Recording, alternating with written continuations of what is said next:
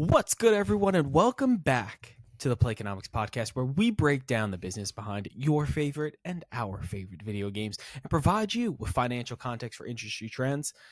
I'm one of your hosts, Matt Mascari. Joined with me today is Bobby Kawecki. But before we get into it, Playconomics has an announcement. Playconomics had an identity crisis. Which one of Matt or Bobby shoved this identity crisis to the forefront? The world may never know. Who knows? It could be any of us. It could have been the CPA. It could have been the CPA that did this. However, we're getting back to our roots. We're doing the news again. We're not doing one-off episodes. Oh, we're just announcing this? We're not even going to discuss it first? Nope. We are giving you the news. Okay, man. Because that's what you want. Playconomics lost its passion. It found its passion again. And its passion is telling you financial context for industry trends, the time and second they happen. And that's what you get from Playconomics. And that is what you are going to continue to get from Playconomics. Bobby looks deeply concerned. I'm just concerned that we didn't, put any discussion or logistical thought into this. Okay, pause. You want to do something besides the news?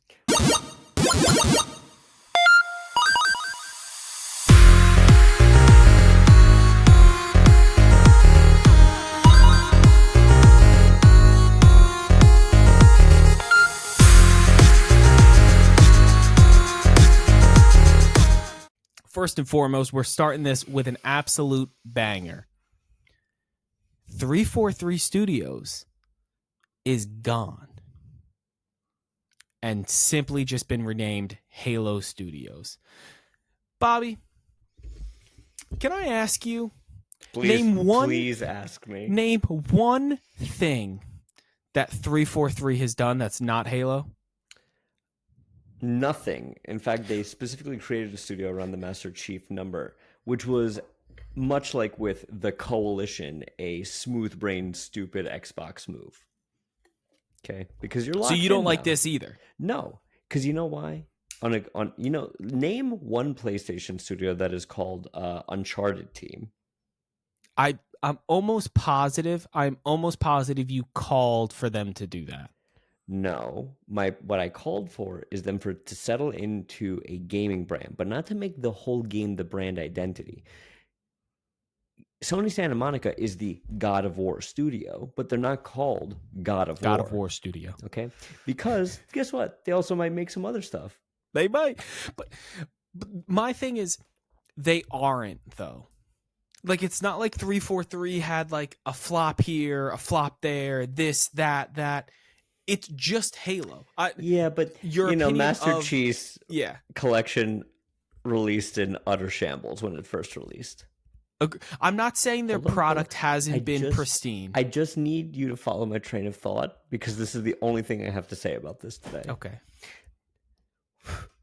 Guys, the last 3 Halo games have been bad to softly received. Ever since we transferred this IP and we built an entire studio around our flagship character. Hasn't been growing great. 343, yes, it's got the genesis of Halo, but I'm sure you could finagle that if you really wanted to. You're locked in now. And it wasn't like, Halo 4, better than 3. Halo 5, better than 4. Halo Infinite, why would you play anything? No, that wasn't the case. Halo 4 was good. Halo 5 wasn't. Halo Infinite, I think, is better than people give it credit for. But not the world-stopping phenom. Since Halo 3, no. Okay. Why would you do this? So, This is such a pick-me-ass move. Guys, look at us. We're the Halo team. I think this would have landed differently if they had made literally anything else but Halo.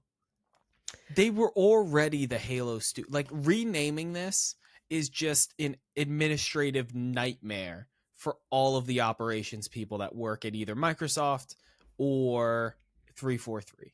It's literally a waste of their time to have to do all of these corrections and changes when the studio wasn't making anything else. I don't understand why you would just arbitrarily change the name of a studio, and you have now put brackets on that studio. What if they knock it out of the park with the next Halo? And you're like, you know what they need to do? Make a different game. So now IP number 2 is coming out of Halo Studios? It doesn't make sense to me to limit the studio, because now you're saying, in my opinion, you were saying that 343 is completely incapable of doing anything but Halo. First of all, they're incapable of doing Halo. I don't want to say that, because I have, since the initial time I played it, revisited Halo Infinite. Mm-hmm. And it is what I wanted from Halo. Not necessarily the same as Halo 3, but Halo Infinite is a better game than people give it credit for. Just objectively, end of statement, it is a better game than people give it credit for. It still doesn't justify a whole studio shifting to it. So we're aligned on that. I want to get into some other important pieces of the future of Halo, because that's obviously what this branding change was them saying, be on the lookout for Halo news. And then it came immediately after the clip of Halo going third person. It came immediately after that. So I think we are going to see something from Halo potentially before the end of the year. And my question to you is, how do you feel about I've turned that? a leaf, so I'm gonna be kind, because what do I think about this? I think this is a desperate play. I mean, this is coupled with the fact that they announced that Halo, the next Halo, whatever, is going to go to Unreal 5. I mean, you've got the CEO, Elizabeth Van Wyck, saying the way we made Halo games before doesn't necessarily work as well for the way we want to make games in the future. How did you make Halo games before? So not well. So I read deeper into that. So the reason they're saying that is, and from the articles that I read, I forget where I'm pulling this specific piece of information from. Their issue with it being on Halo being on a homegrown platform and a homegrown engine is that they were having to design and redo the engine to keep up with modern graphics, modern capabilities, and they were basically building the engine alongside them building the game.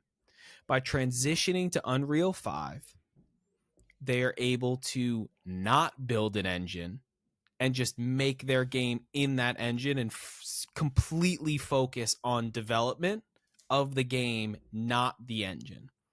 Now, let me ask you something. Do your arms hurt? No. From carrying all of that water?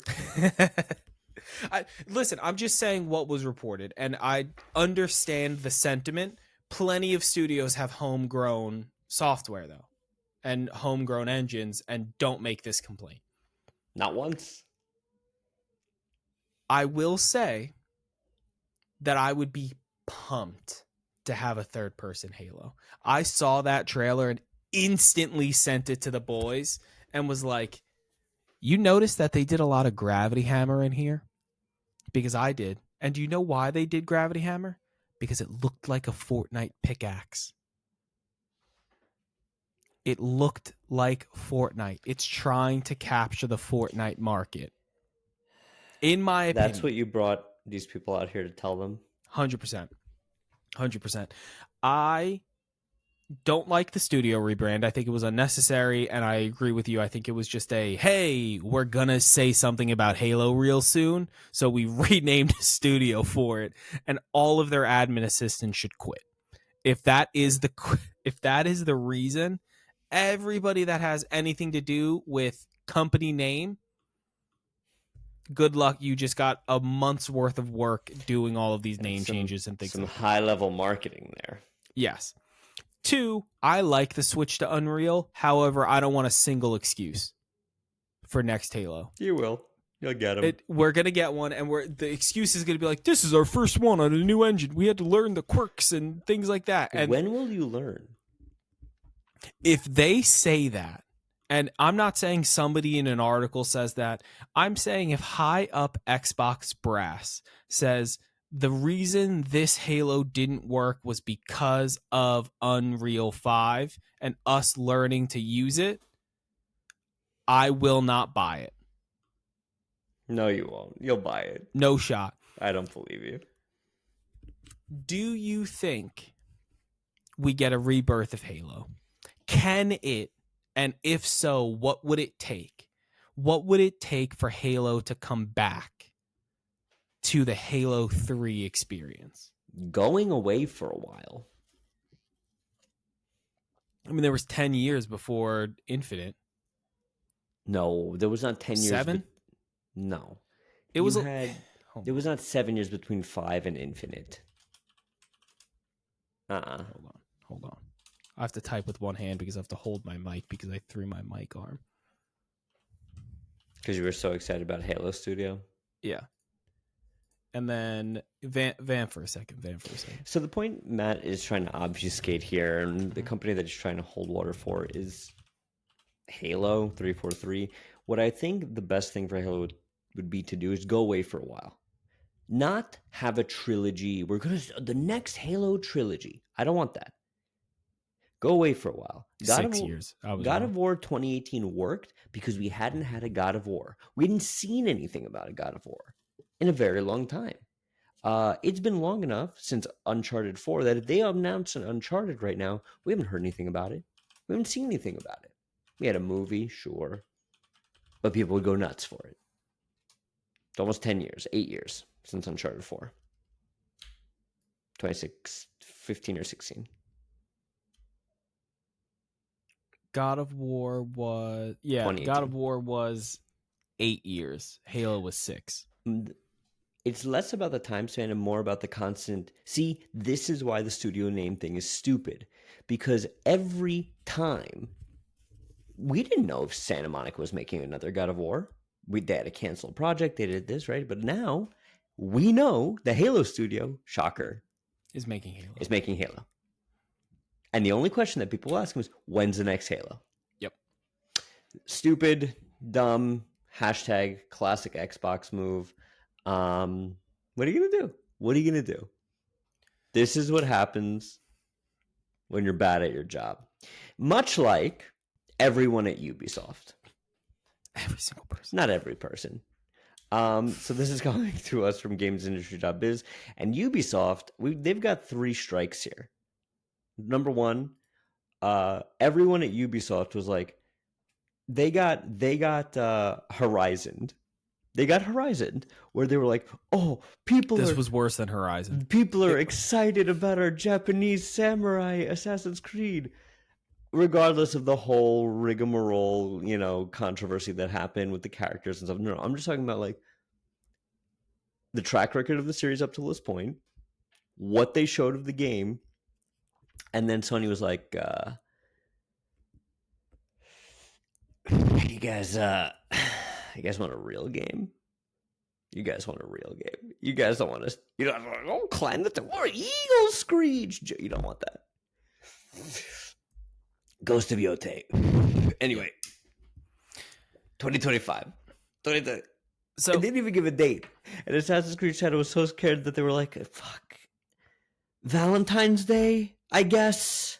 So I think there was a bigger reason. They definitely did not come away from that presentation and be like, our product is better than that. We don't care. I do think that Ubisoft is looking at Star Wars Outlaws. That was going to be my next thing. They're looking at Skull and Bones. They're looking at everything they've had in the pipeline for the last 5 years. And I think with these rumors coming out that Tencent's going to buy them, that was going to be the third thing. They're looking at it as, if this doesn't go well, we're selling the company. And they want to give it every single opportunity to go well. Because I don't think I truly think Ubisoft thinks they're good at making video games still. And they are trying to bet on themselves. But here's the thing. They are. And that's what people miss. Okay? Rainbow Six Siege is one of the all-time great underdog comeback stories that is still going on. Agreed. Right? It is a live service game that has far outplayed its coverage, whatever the hell that term is. Yeah, outkick your coverage, right? That's what people say. Yeah. Right? The Far Cry series is some of the best open worlding, and each time a new one comes out, not on a yearly release, what's the one thing that everybody looks forward to in a new Far Cry game? The map. Who's the villain? Oh, yeah, that too, I guess. Right? Oh, they got Gus from Breaking Bad. Cool marketing. Cool. And they're never really the same. Oh, we've got Revolutionary Cuba. Oh, we've got cultists in Montana. Far Cry 5 is the best Far Cry.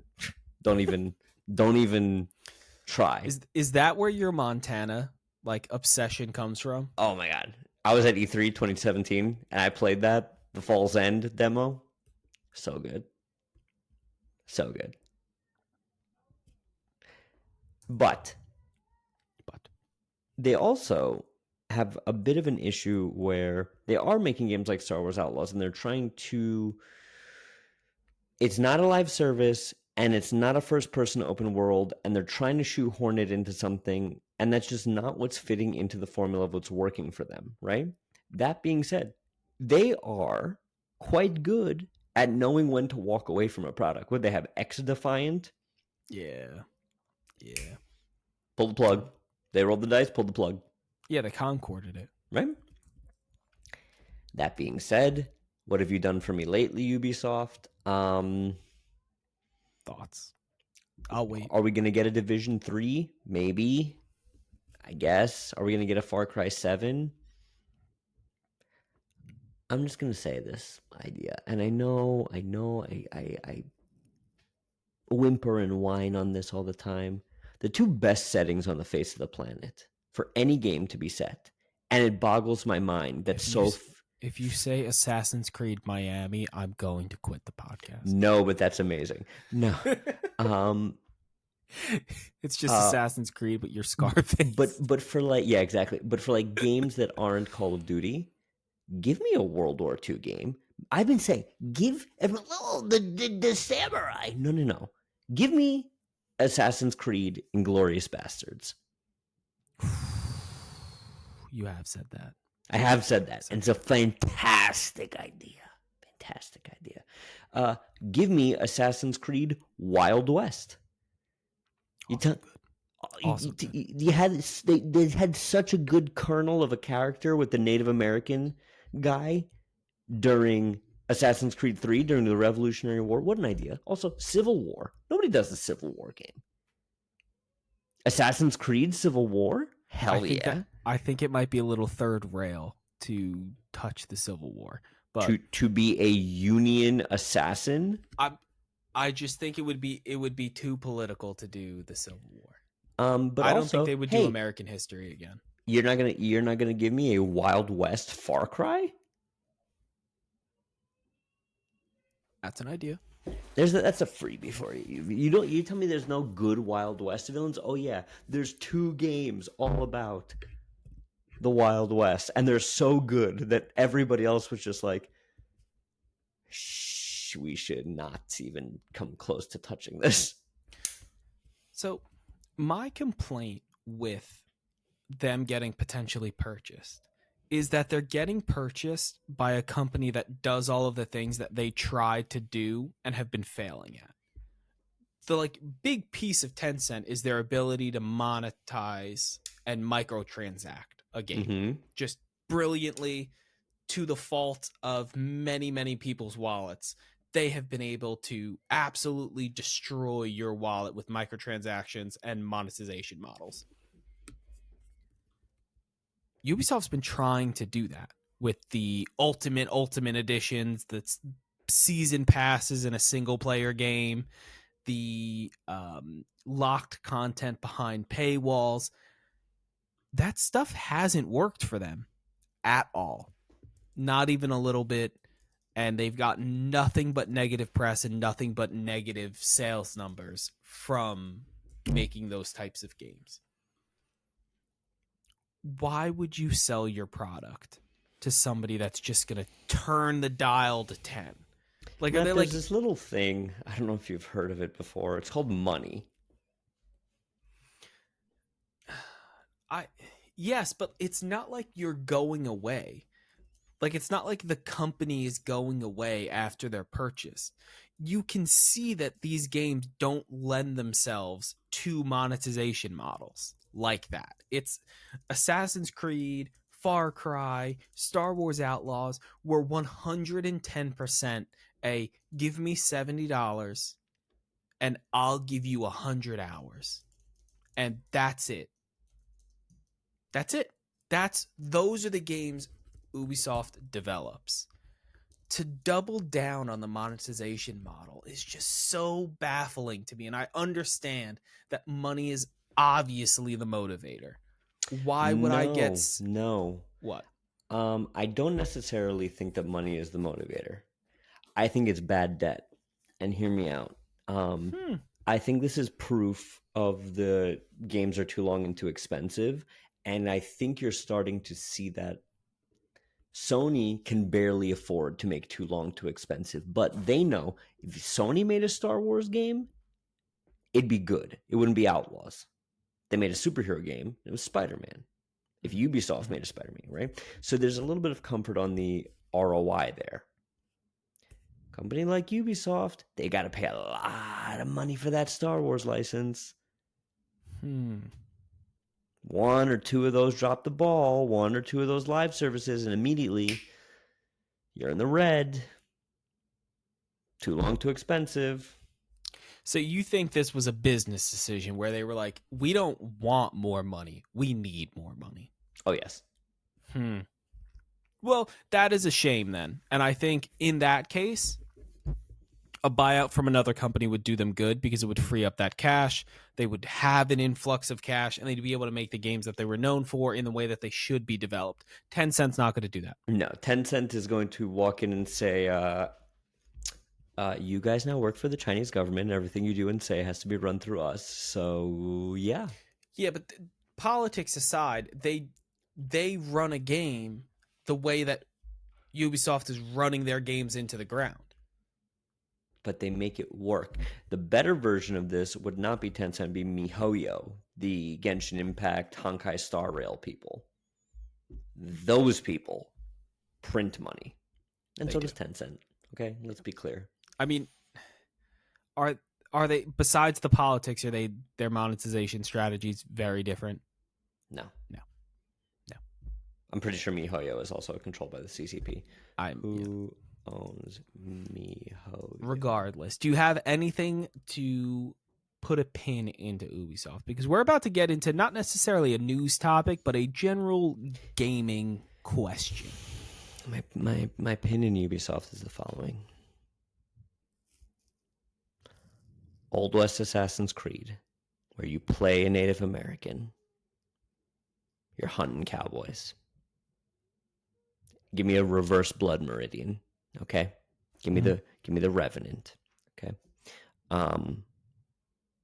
It is so easy. That's it. Matt, tell me why single and multiplayer games are the controversy right now. Which one is better and why? And why is this on our topic sheet right now?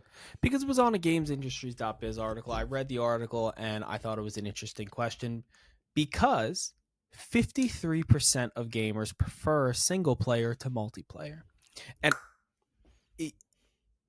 I thought multiplayer would blow single player out of the water.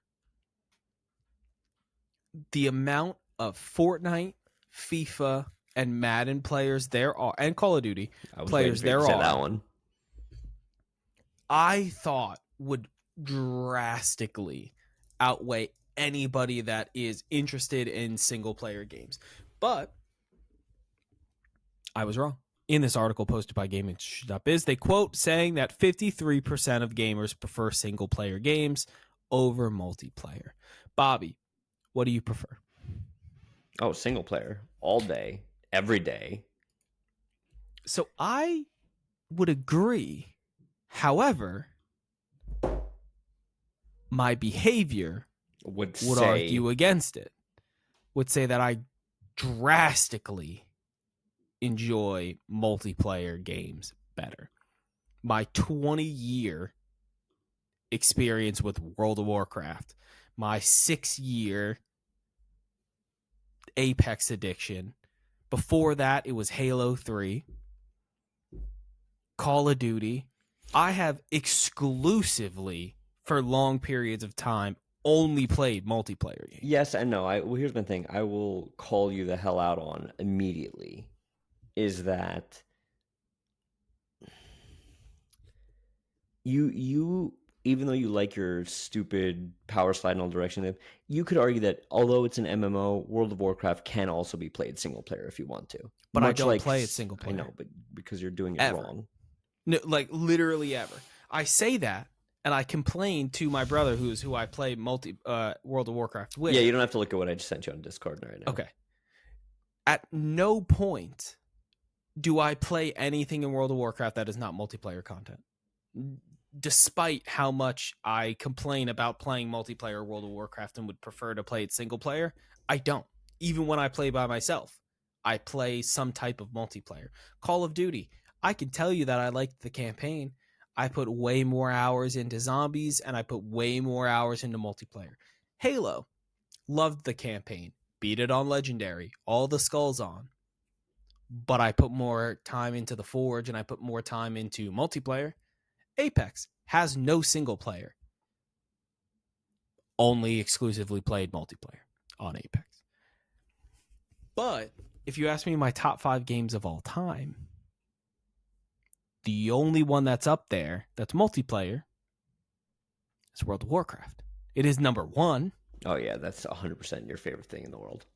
But the question is, while a lot of people play multiplayer games, would a lot of people say their best gaming experience has come from multiplayer? No. I wholeheartedly disagree, but these numbers have swayed me. So I don't want to say which is better because they're drastically different. A multiplayer game is completely different than a single player game. But there's a reason why usually multiplayer games don't win Game of the Year. Because they're bad? It's not because they're bad. It's just, what do you value from a video game? Like, what makes a good video game? Because everything you're going to say is story, mechanics, environment, graphics. What makes a good movie? You're asking the wrong person. My favorite movie of all time is the Warcraft movie. So here's what I mean by that, because you can go see, what is one of my favorite movies in the last couple of years? Parasite. Parasite won Best Picture. I think that's probably the best movie of the last 10 years. If you haven't seen Parasite, it's a foreign film. Won Best Picture. It's one of the only foreign films to ever win Best Picture. Right? Mm-hmm. That is a film. That is, as the nerds would say, cinema. Yep. Nobody clapped during Parasite. In fact, take another movie. One of my other all-time favorites, probably in my top 5, maybe in my top 2 best movies ever made, There Will Be Blood. Mm-hmm. The best business movie of all time. Also the most beautiful movie visually ever filmed. neither here nor there. Nobody's standing up when Daniel Plainview is putting out an oil derrick fire. But, and spoilers here, folks, boys and girls, frogs and squirrels, when Thanos had his boot on Thor's neck and that hammer starts vibrating a little, and then the hammer gets up and you don't see, and then it cuts to Cap grabbing the hammer, the energy that was in that theater of people just wanting to rip their own faces off with excitement was unlike anything I had ever seen. That is the single player multiplayer feeling. One is a curated experience where you are meant to understand and feel through the game in a singular input. Last of Us. The other is an experience that is open-ended or has moments that are crafted for a group of people to experience as a whole. Because you know the first time you got a, I don't know, Chicken Royale in Apex with your buddies. Yeah. Right? Oh, I do. But you also know, whether you like it or not, the impact of that first big story beat in The Last of Us. I get your point. I disagree with The Last of Us just because I enjoyed it so much more as a TV show than a video game. But the concept is, I can tell you for 100% certainty, I can remember downing Margit the first time. And it is a similar experience as clutching a dub with the boys. Well, if you're a real man, you know what it'd be like to beat Father Gascoigne for the first time. The first real skill check boss in Bloodborne. Yeah, I played good From Software games, though. I don't know, man. You've actually really only played like 2 From Soft games. I've only played Elden Ring. And Dark Souls 3. Yeah, I got through the first boss and a half of Dark Souls 3. I was stupid and bought a physical copy, and as soon as I beat the literal first boss, the game cracks out and the disc is unreadable. So I haven't made it past that. People should only play single player games. Gaming is a solitary experience that should be. Sorry. Wow. Finish the thought. Say it. It's because you're bad at multiplayer games? I am. Is it because you have to put your skills on the line against other people and you were just not good enough? Have you tried getting good? Real games like Elden Ring, yes. You try Elden Ring PvP? Yes. Bloodborne PvP, actually, which is much harder than Elden Ring. I'm very good at Bloodborne PvP. Sure. It was the hardest PvP ever. Bloodborne is, listen to me, Bloodborne is the single hardest FromSoft game because your healing doesn't replenish when you rest. You have to buy heals. You also heal yourself throughout combat, by combat. Only if you get hit. Yeah. So but no, you're not healing. You're not plus. You're saving yourself from dying. Matt, what are you playing? Because I'll tell you what I'm playing after, and I think you're going to be shocked and wowed, possibly. So, dabbled in some Call of Duty Warzone because Apex got rid of quads, so I needed something to play with the 4 thick men. You need to feel something. Yes. Yep. So, a little bit of Warzone. Had a fantastic time. The sticks are loose. I'm still good at Call of Duty. You're ready for COD Bill Clinton? I'm so ready for COD Bill Clinton. Lots of World of Warcraft. This is by far the most fun I've had in a World of Warcraft expansion since Wrath of the Lich King. Fantastic expansion so far. Love it. 10 out of 10. Then I bought Visions of Mana because if you remember from the Xbox showcase, I was like, whoa, they're reviving the Mana series. Can't wait to play it. Then I played it. It's not that I regret it. It's that it's just so JRPG. You played, what was it? What was that one? Tales of Arise. Tales of Arise, yes. Worse. It's worse. Imagine Tales of Arise, but you're a child. Your character is a child. And the enemies, instead of being like a rhino or a dinosaur, it's a mushroom. It's way more childish than I thought it was going to be. Well, yeah, I'm surprised. Have you never played like Legends of Mana or The Secret of Mana? I did, but I played them as a kid.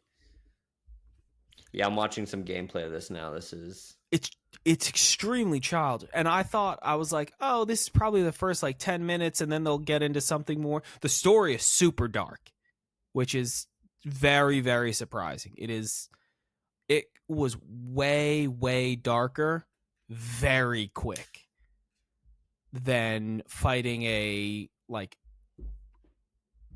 they look like. I'm trying to think of what were the toys, not the Tamagotchis.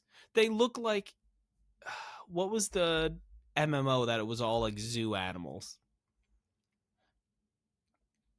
And you like owned a pet, like you had like a pet. Neopets? Neopets. All of the enemies are Neopets.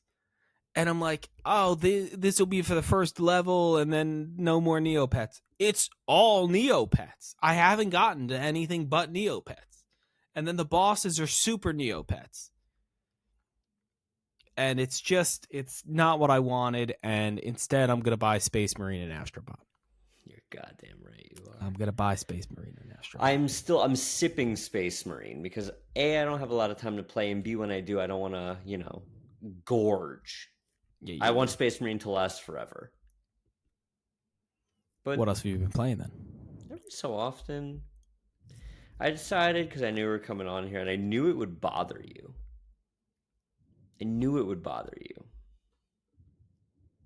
So I re-downloaded Baldur's Gate 3. And you knew this was coming, because I've been dropping little hints. You've been playing Baldur's Gate 3? I've retried and failed, but I tried again to beat Baldur's Gate 3 out of pure spite. And let me tell you, no. So, I have tried every build. I have tried every dark urge, light urge. This is the farthest. You mentioned the Goblin Camp, and I was like, This is the farthest I ever got. And at some point, and I think this is why I will never play Baldur's Gate ever. I finished like a dialogue tree in the Goblin Camp. And then there was like, spoiler alert for the worst game of all time. There's a thing where you gotta like go interrogate or torture the human in the Goblin Camp to play along, because I'm going full villain. I'm siding with everybody. Yep. And it gives you these really in-depth and graphic options to torture this guy. It does. And I had a moment where I caught a little bit of like my reflection in the TV, and I was like, what the hell am I doing? What am I doing?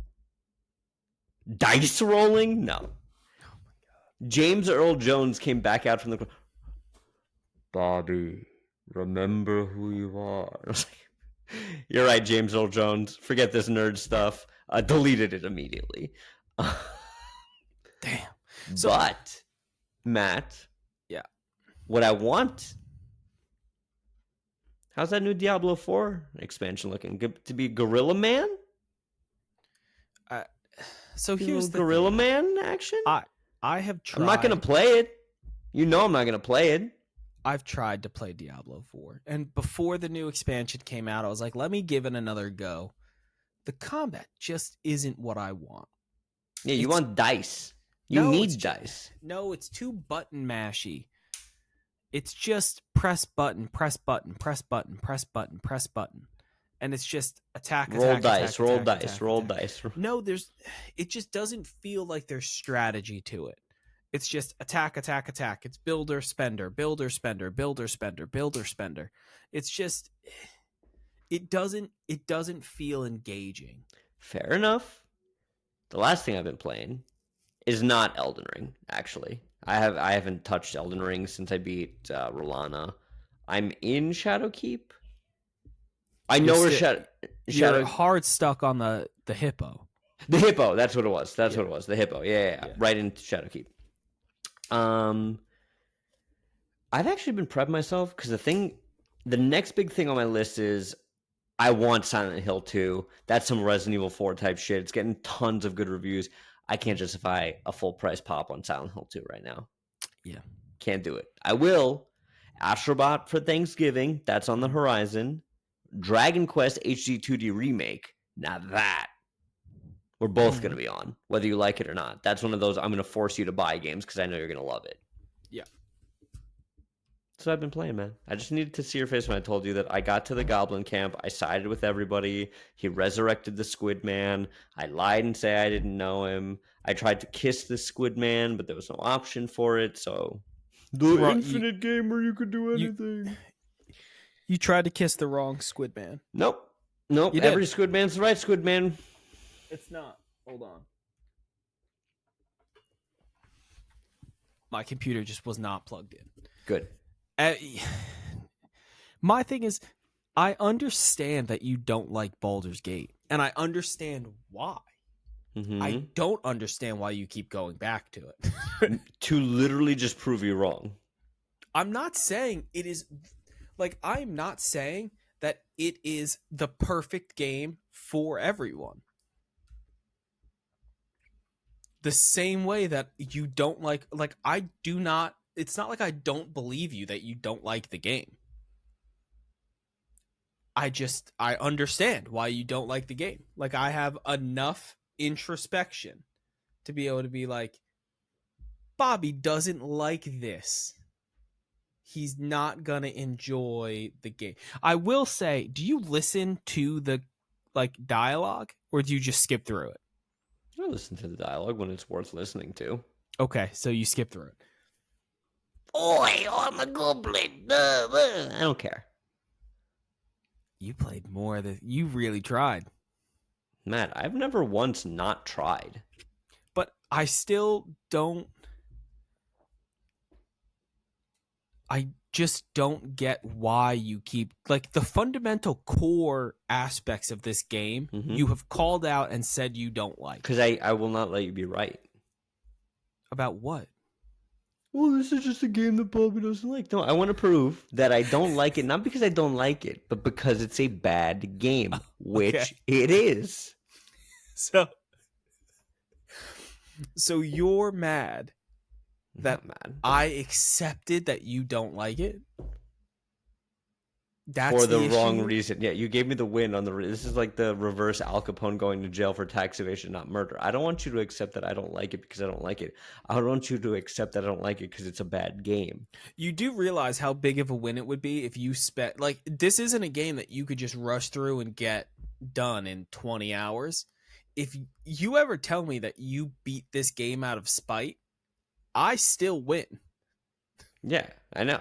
Okay. How many hours do you think you've put into it? Because the Goblin Camp is a good 5 to 10 hours in. Probably about there cumulatively. Okay. Start, stop. I'm going to go look up your achievements. I'm going to go look up your achievements. Go for it. Yep. Let's get the hell out of here, man. If you like what you heard today, remember, like this video, subscribe, hit that notification bell, and don't forget to leave us a comment. Let us know what you want to see from Playconomics. Let us know your thoughts for the episode in those comments below. We got a Discord. Join it. Link is below. And remember, as always, happy gaming.